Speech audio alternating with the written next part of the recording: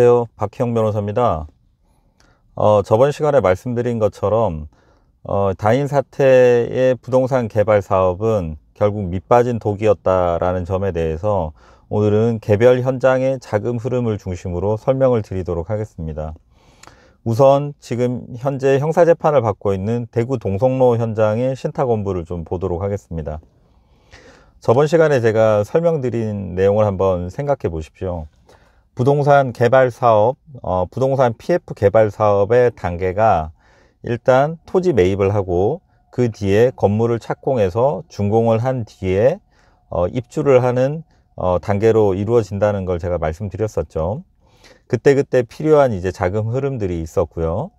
혹시 궁금하신 분은 저번 시간에 말씀드린 부동산 PF 개발 사업의 개요를 한번 보시면 좋겠습니다. 대구 동성로 현장의 신탁원부를 한번 보겠습니다. 신탁원부는 여러분들이 토지 등기부 등본을 띄면 그 등기 갑구란, 을구란, 갑구란에 통상 신탁원부 2016 얼마 몇 호 이런 식으로 기재가 되어 있는데, 그거를 일반 등기부 등본으로 띄면 안 되고요. 등기소에 가셔서 신탁원부 열람 등사 신청을 하시면 신탁 그 원부에 이제 신탁 계약서, 그리고 대리사무 계약서 등등등이 이제 첨부돼서 나옵니다. 대리사무 계약서는 따로 받아야 되겠죠. 예. 신탁 계약서랑 등기부 등본이 나오는데, 신탁 계약 관계나 이런 것들을 좀 보시려면 신탁 원부를 실제로 등기소에 가서 발급받아 보시면 좋습니다. 계속 좀 말을 이어가면, 일단 동성로 현장은 토지 매입이 언제 이루어졌는지 한번 보겠습니다.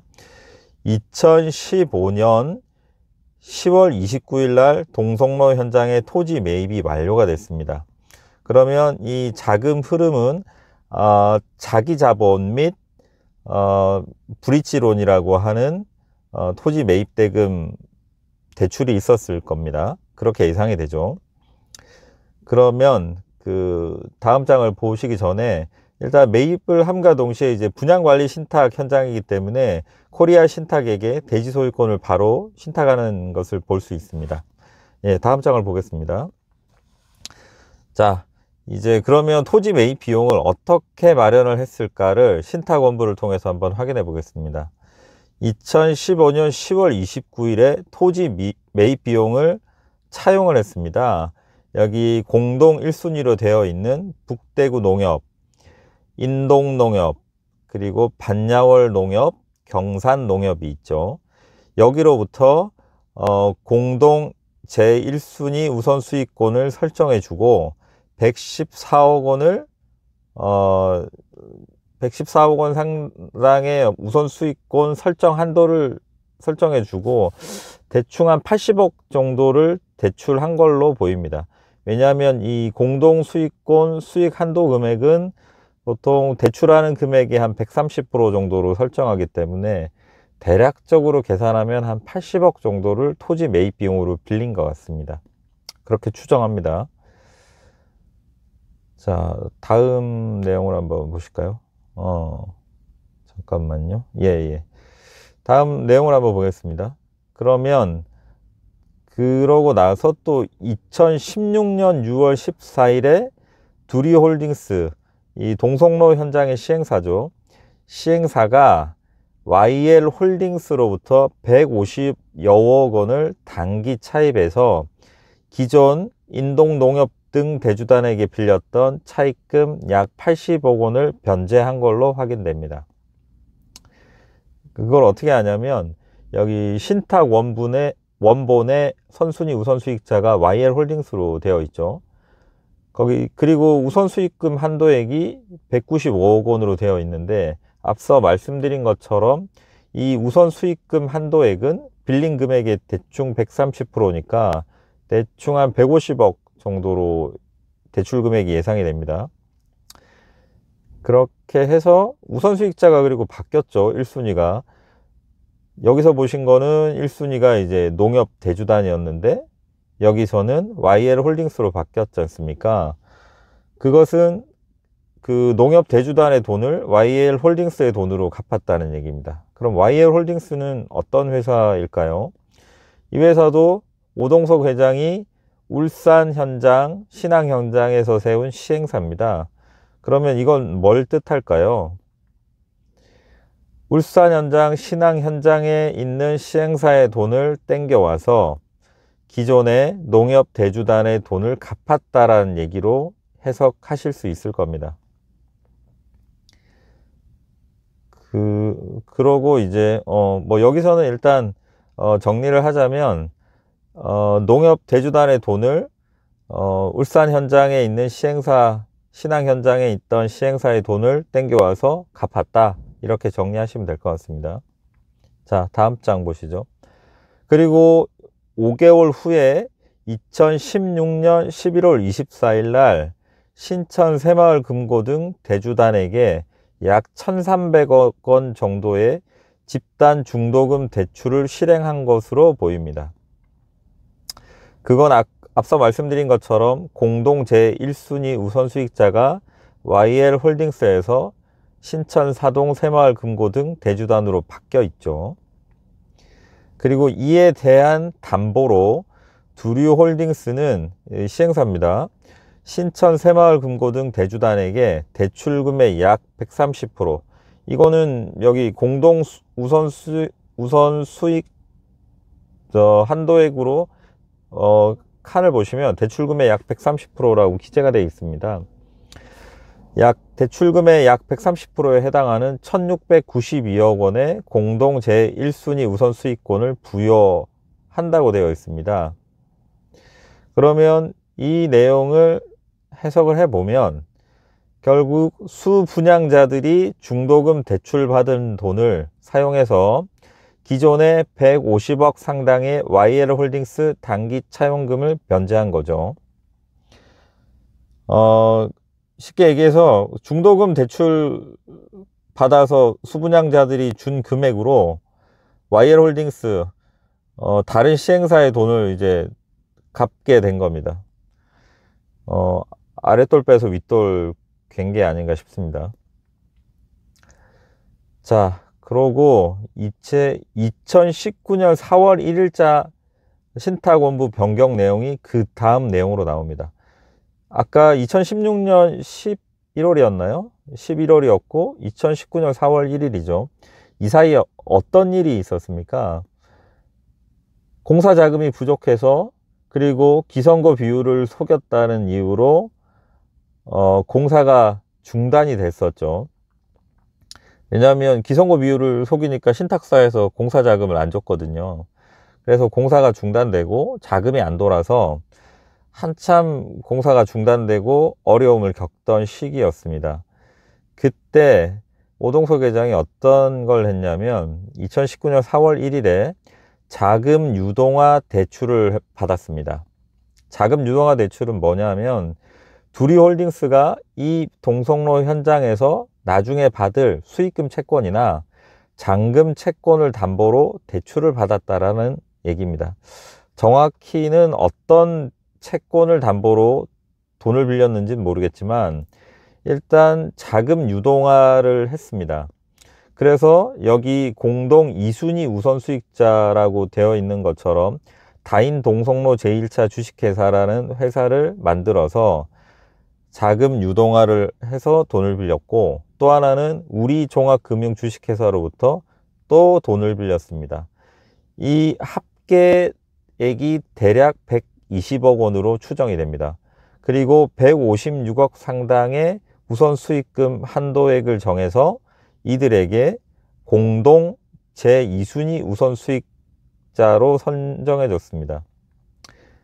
뭐 우선수익권 뭐 이렇게 하니까 어려우신데 여러분 저당권 생각하시면 됩니다. 저당권처럼 담보를 잡는 거죠. 아까 1순위 우선수익자는 1순위 저당권자인 거고, 2순위는 1순위가 돈 다 가져가고 나면 남는 재산에 대해서 2순위 우선수익권이 있는 우선수익자라는 뜻입니다. 그렇게 이해를 하시면 될 것 같고요. 그리고 같은 날 어쨌든 우리종금으로부터 PF 대출로 70억 차용하고 91억 2순위 우선수익권을 부여했죠. 조금 잘못 말씀드린 게 있는데 다인 동성로 제1차 주식회사를 세워서 자금 유동화를 했고 그것만으로 약 120억 원을 차용했으니까 두 개를 합하면 약 219억 상당의 이순위 우선 수익자 설정을 하고 대출을 받은 걸로 보이네요. 한 220억 원 정도 자금을 수혈했다, 그런 뜻으로 이해하시면 될 것 같습니다. 다음 장 보시겠습니다. 그러시면 지금까지는 그러면 토지 매입비, 공사비, 그리고 뭐 기타 사업 비용을 어떻게 마련했는지를 신탁 원부를 통해서 보셨습니다. 기억을 한번 상기해 보시면 처음에 농협으로부터 자금을 빌렸고 일부 자금은 자기 자본이었던 것 같습니다. 그런데 바로 YL홀딩스라는 다른 시행사로부터 돈을 받아와서 농협에 으로부터 빌린 대출금을 껐죠. 그러고 5개월 뒤에 중도금 대출로 그 시행사로부터 빌려온 YL홀딩스로부터 빌려온 돈도 껐습니다. 그러면 결국 토지 매입한 비용이나 그 다음에 사업자금 등은 중도금 대출이 절대적인 재원이 됐다고 보여집니다.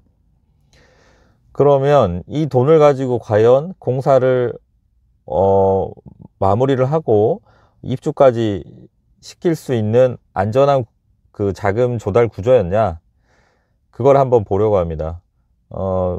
아까 저번 시간에 말씀드린 것처럼 이 다인 사태는 결국 밑빠진 독이었다고 제가 말씀드렸는데, 얼마나 밑이 빠져 있는 사업 구조였는지를 여기서부터는 좀 보도록 하겠습니다. 그걸 보기 위해선, 밑이 빠져 있는지를 보기 위해선 이제 관계사들, 특히 시행사 시공사인 두리홀딩스와 다인건설의 감사보고서를 한번 보는 것이 중요하다 보입니다. 왜냐하면 감사보고서에는 이제 자금 흐름들이 그래도 저희가 알 수 있게끔 나와 있거든요. 그래서 그것들을 한번 개략적으로 보시면서 얼마나 이 사업에 구멍들이 많았는지, 그리고 그 구멍들을 통해서 오동석 회장이 돈을 어떻게 돌렸는지를 확인하실 수 있을 겁니다. 먼저 2016년 두리홀딩스 감사보고서를 한번 보겠습니다.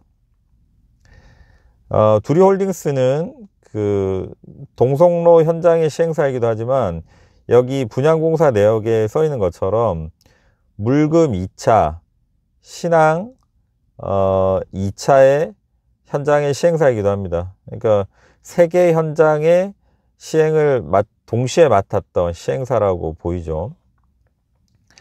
그리고 이 회사는 여기 오른쪽에 회사 개요에 보시면 주주 구성에 오동석이 100%의 주식을 가지고 있는 100% 오동석 개인 회사입니다.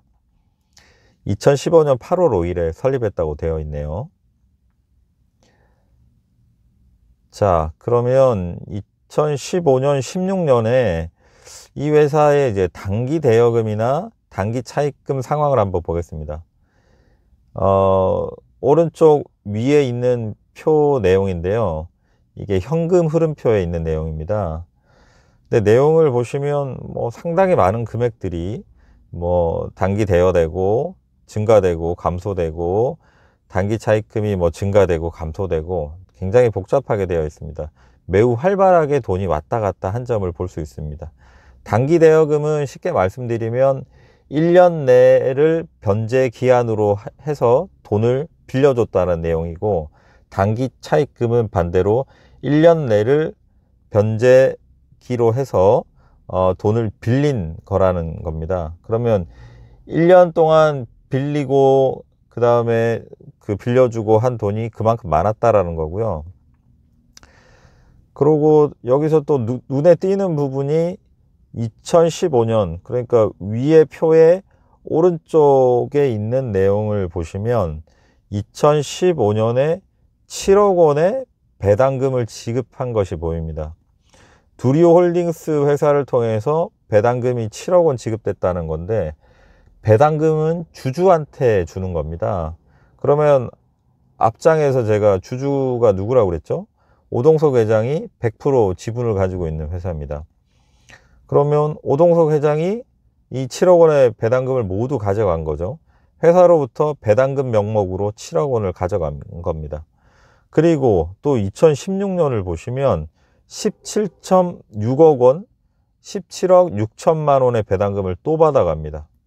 그러면 합계 벌써 24억 6천만 원의 배당금을 두류홀딩스로부터만 받아간 거죠. 그런데 2016년은 아직 두류홀딩스가 비용만 나갈 때지 수익이 들어올 때가 아니거든요. 그런데 어떻게 배당이 가능했는지 저는 좀 의문입니다.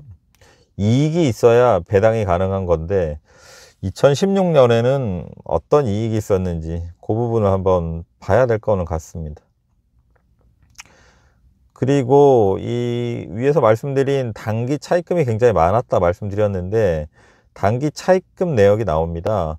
그런데 눈에 띄는 건 아까 신탁원부에서 본 것처럼 2016년에 인동농협, 경산농협으로부터 단기 차입금이 있었는데 이거는 2016년 말을 기준으로 정리한 거니까 아까 신탁원부에서는 농협 그 차입금은 동성로의 농협 차입금은 YL홀딩스 돈으로 갚았지 않습니까?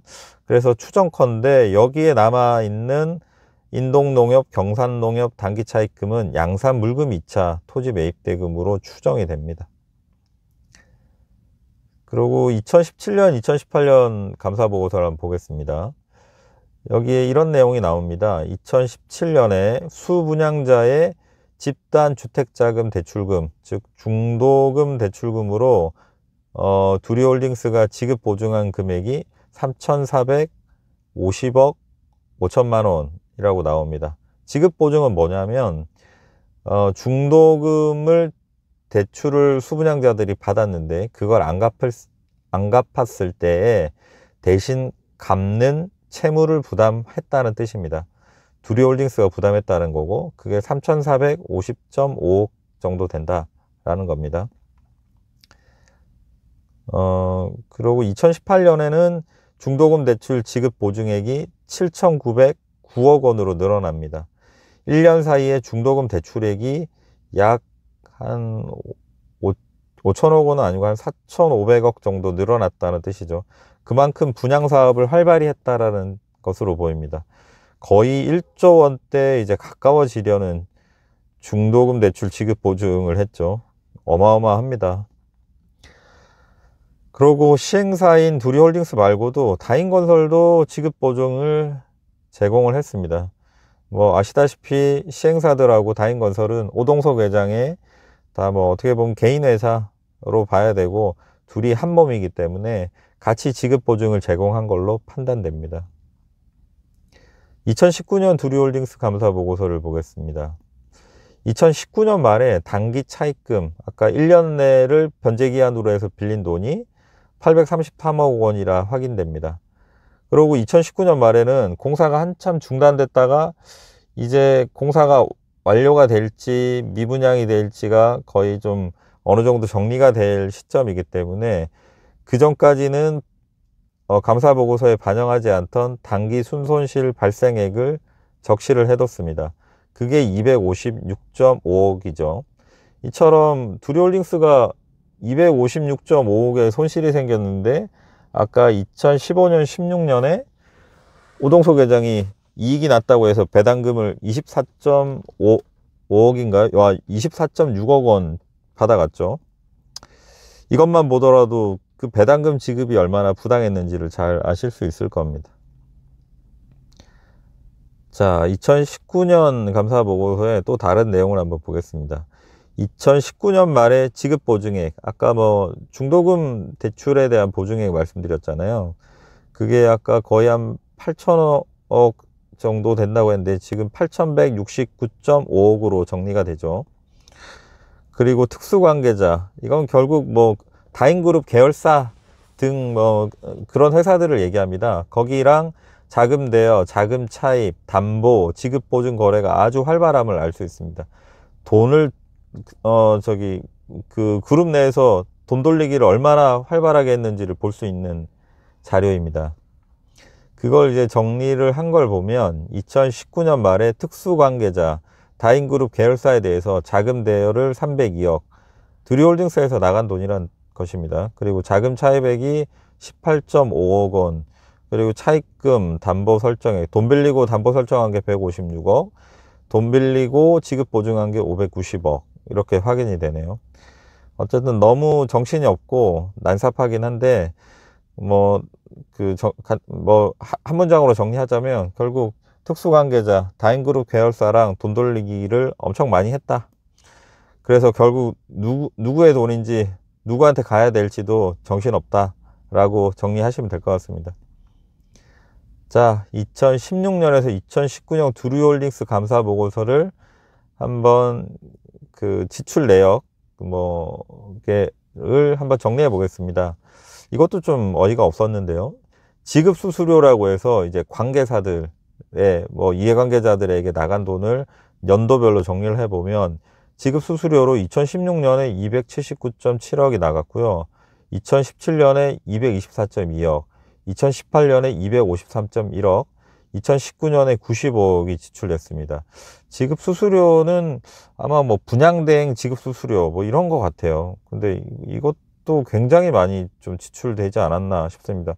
합계 금액만 거의 천억에 육박하죠.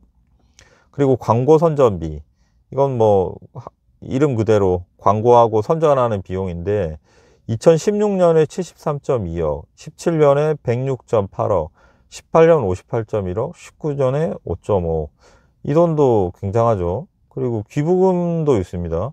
16년에 6,700만원, 17년에 9,500만원, 18년에 1,000만원 지출했습니다. 돈이 남는 회사가 아닌데 기부금까지 내야 될 이유가 있었는지 모르겠습니다.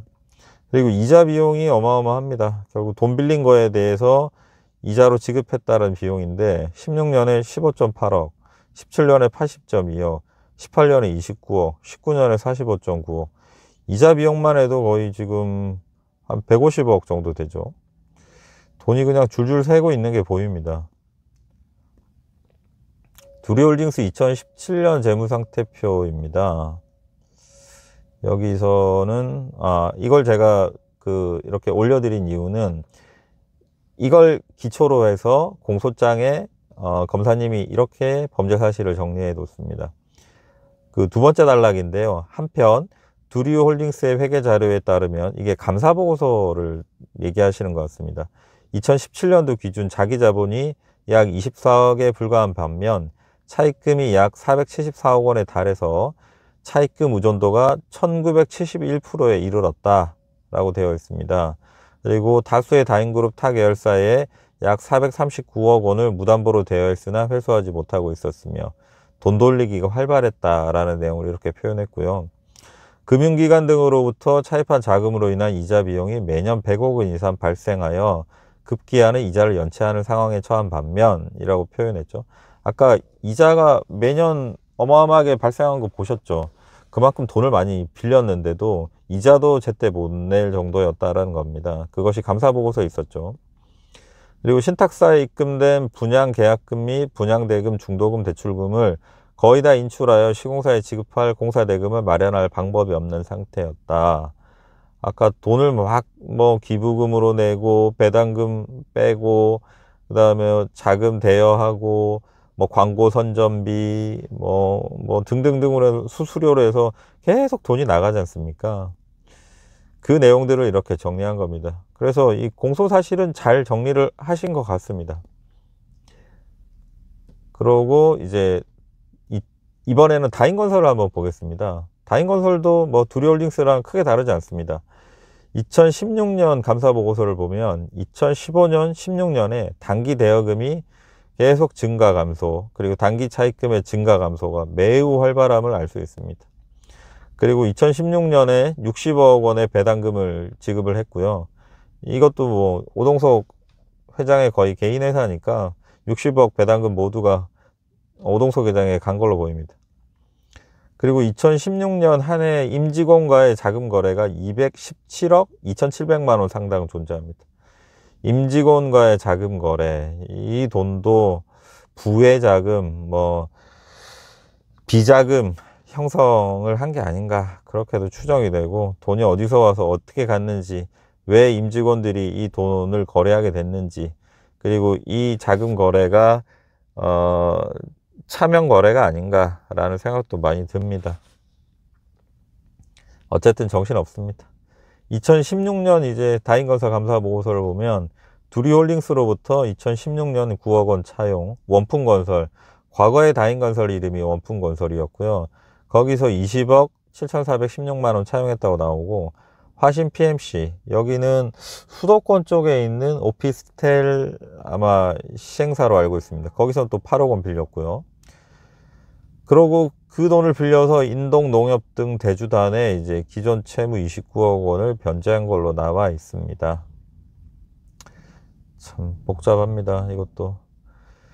그리고 다인건설 2016년 감사보고서를 보시면 지급보증액, 아까 중도금 대출에 대해서 지급보증을 시행사랑 같이 했다라는 말씀 드렸죠. 그것이 구죽, 신협 등에게 이제 100호 1차 등 현장의 수분양자를 위해서 다인건설만 오롯이 지급 보증한 것이 9,555억 원 상당입니다. 중도금 대출만 거의 1조 원 지금 지급 보증을 했다고 2016년에 나옵니다. 굉장합니다. 2016년에 그리고 주목할 부분이 또다시 배당금 60억 원을 받아갔습니다. 2015년 100억, 2016년 60억이면 160억 원을 다인건설로만 받아갔죠, 오동석 회장이. 그리고 2017년 감사보고서를 현금 흐름표를 한번 보면 마찬가지로 단기대여금 감소 증가, 단기대여금 감소 증가가 매우 활발합니다. 그리고 앞서 말씀드린 것처럼 배당금 합계 160억 원 받아갔고요.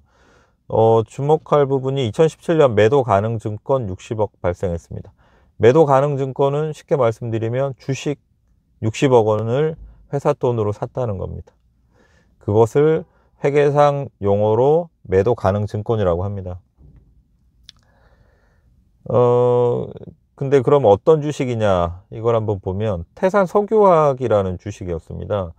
중국 회사인데요. 지금은 이게 상장 폐지돼서 가치가 빵원이 됐습니다. 그런데 2017년에 다인건설로부터 다인건설 자금으로 60억 원 상당을 샀습니다. 이걸 왜 샀을까요? 그리고 회사 돈으로 샀는데 이게 왜 지금 영원이 됐는지도 잘 모르겠습니다.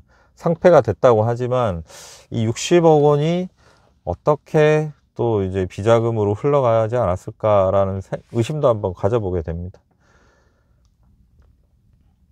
그러면 계속 말씀드리면 이제 태산 석유화학 주식을 취득 원가 뭐 60억 원 상당으로 샀다는 거고, 다인건설 자금으로 샀다는 거고, 공정 가치는 액면가입니다. 주식 한 주에 뭐 액면가가 있는데 그것을 주식수로 곱하면 대충 뭐 한 6억 정도 된다. 결과적으로 장외시장, 그러니까 여러분들이 주식 거래하는 거는 그 무슨 거래소가 있잖아요. 근데 그런 거래소 말고 서로 이제 1대1 계약으로 액면가 6억짜리 주식을 60억 원에 매수한 겁니다. 10배 정도 돈을 더 주고 샀죠.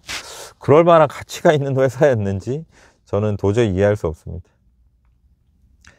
그리고 2017년, 2018년 감사보고서를 계속 보겠습니다. 두리홀딩스 등 시행사 대출에 대해서 연대 보증을 2,912억 원을 했습니다. 이건 시행사가 돈 못 갚으면 다인건설이 약 3천억 원 가까운 돈을 대신 갚겠다라는 보증을 한 거고요. 그리고 2017년에 이제 구죽, 신협, 대주단 등에 대해서 중도금 대출 연대 보증액이 드디어 1조를 넘는 걸 확인할 수 있습니다. 1조 2,059억 원입니다. 그리고 2018년에는 2조 5,497억 원으로 지급 보증액이 뛱니다.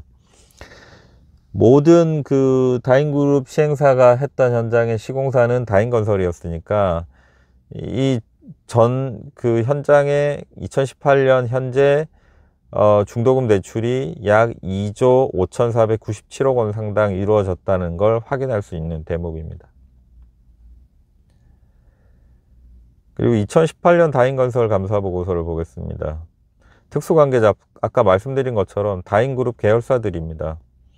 거기 시행사에 2018년 말 현재 단기대여금 합계가 261억 6,972만 원이고요. 2018년 말 외주 용역사, 이것도 아마 관련이 돼 있는 회사일 겁니다. 뭐 다른 사람 이름으로 했지만 실제로 오동석 회장이 지배하는 회사일 가능성도 높고요. 단기 대여금이 29억 6,111만 원 나갔습니다. 나간 돈입니다. 그리고 결과적으로 다인건설에게 특수관계자에게 나간 돈이 합계 2018년 말에 2018년 한 해만 291억 3천만 원입니다. 계속 돈이 나가고 있죠. 그리고 2019년 감사보고서를 또 한번 보겠습니다.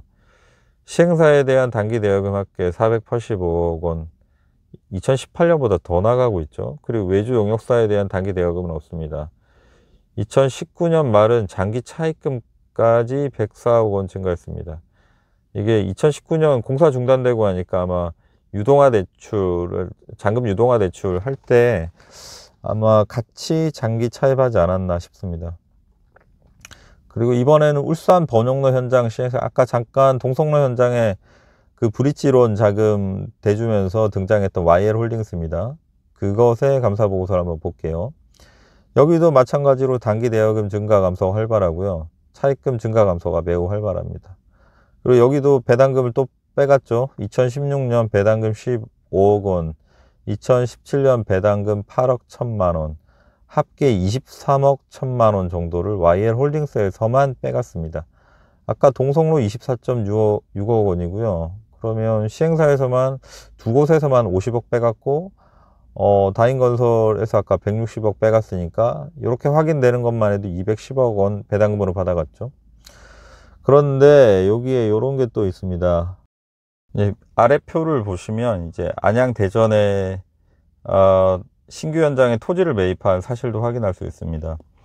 이것은 이제 밑빠진 독의 또 다른 유형인데요. 기존에 말씀드린 것처럼 토지 매입 대금도 다른 현장에서 빌려서 했다고 제가 했지 않습니까? 그 현장의 공사랑 그 다음에 사업 시행만 하기에도 돈이 상당히 빡빡했을 텐데 다른 신규 현장의 토지까지 지금 매입하고 있습니다. 그래서 또 다른 밑빠진 독의 어떤 현상을 지금 확인할 수 있는 부분이고요.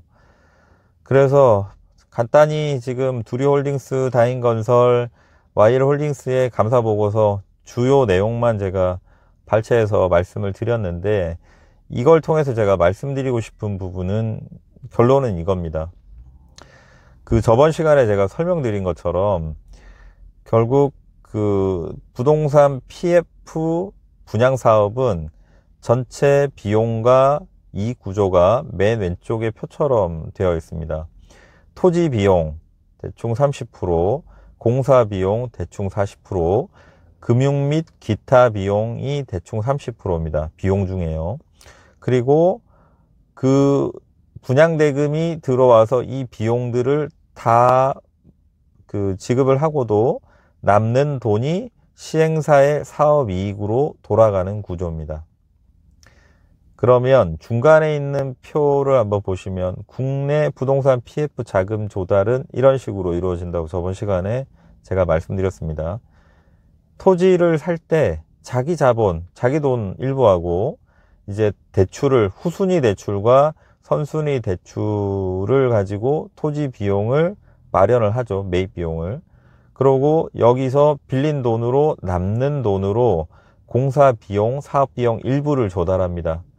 그러고 수분양자들한테 받은 계약금과 중도금으로 이 공사 비용과 사업 비용을 모두 지급을 하는 구조라고 보시면 됩니다. 그러면 다인건설은 과연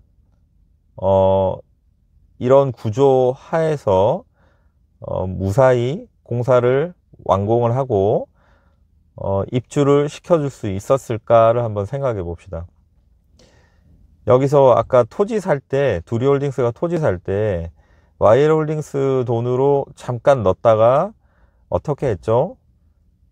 중도금 들어오자마자 그 돈 빼갔죠. 그러면 자기 자본이 과연 있었을까요? 저는 자기 자본이 여기서 빠져야 되지 않을까 싶습니다. 그리고 후순위 대출, 선순위 대출이 있었습니까? 땅을 살 때요. 초반에 한번 생각해 보시죠. 땅을 살 때 선순위 대출, 후순위 대출도 사라졌습니다. 그죠? 중도금 대출이 되자마자, 그리고 YL홀딩스 돈으로 농협에 대한 대출금 바로 갚았고요. 그러면 남아있는 건 결국 계약금하고 중도금밖에 없었다라는 결론이겠죠. 이처럼 자기 자본도 없고 선순위 대출금도 없고 후순위 대출금도 없는 상황에서 계약금과 중도금만으로 사업 비용을 충당하는 것이 과연 가능했을까요? 불가능했겠죠. 그래서 모자란 자금을 마련하기 위해서 잔금 선납이라는 명목으로 돈을 받자 말자 계속 쏟아붓고 충당을 계속 시켰었고요. 그리고 다른 계열사로부터 돈을 받아서 계속 다른 현장에 공사비, 이자 비용으로, 사업 비용으로 계속 넣었던 거 아닙니까?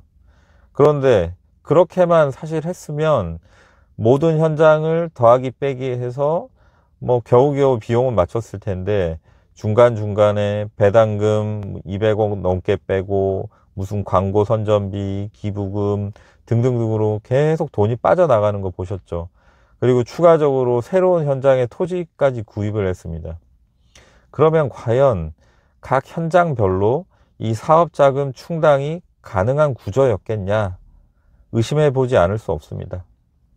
그래서 저는 이 다인 사태를 결국 밑빠진 독이라고 제가 부르는 것이고 처음부터 예정된 분양 사기라는 겁니다. 그러면 지금 오동석 회장은 무엇을 해야 되냐? 지금이라도 이 콩쥐 파치 전에 나오는 밑빠진 독을 메우는 두꺼비가 되어야 합니다. 저는 성서 현장에서 2년 넘게 밑빠진 독을 메우는 두꺼비가 되어달라고 여러 조정안을 내고 현실적인 타협안을 제시를 했었습니다. 그런데 실무진들은 모두 오케이 했지만 오동석 회장이 마지막에 거부를 했습니다. 그래서 결과적으로 형사적으로 밖에 해결할 수 없는 지금 상황이 됐고 그래서 형사적으로 오동석 회장의 죄를 입증을 하려고 합니다. 그것이 곧 이제 닥쳐올 1심 판결 선고 결과로 나타날 것 같습니다. 그래서 거기에 대비해서 사건의 실체를 제대로 알리는 유튜버가 된 상황입니다. 오동석 회장님, 여기 독을 메우던 그 물이 오동석 회장님께 많이 가 있는 것 같습니다. 뭐 직원 자서 불량이든 아니면 다른 사람 이름으로 빼돌린 돈이든 본인만 이렇게 버텨서 사실 생각하지 말고 지금 전국의 수많은 피해자들이 하루하루 밤잠을 못 이루고 있습니다. 피해자들의 고통을 생각하시고 그리고 오동석 회장님이 제대로 구제를 받기 위해서는 선처를 받기 위해서는 지금이라도 버틸 생각 마시고 피해자들의 피해 구제를 위해서 적극적으로 나서셔야 됩니다. 그러시지 않으면 오동석 회장님 뭐 제가 단언컨대 실형 굉장히 높게 나와서 한 오래오래 깜빵에 계셔야 될 겁니다. 잘 알고 계십시오. 네, 이상 다인 사건은 예정된 분양 사기였다라는 점에 대해서 자금 흐름을 중심으로 설명을 드렸습니다. 그리고 현재 기소되어 있는 횡령 배임도 이런 예정된 분양 사기 구조에서는 당연히 예정된 것이었다라는 말씀도 함께 드리겠습니다. 내용이 좀 어려웠을 수는 있는데 다인 사건을 이해하시고 그 다음에 뭐 탄원서라든지 이런 것 등을 이제 작성하실 때 사건을 이해하시려면 뭐 이 자료를 좀 여러 번 보셨으면 좋겠습니다. 그리고 궁금한 내용이 있으면 언제든지 저희 사무실로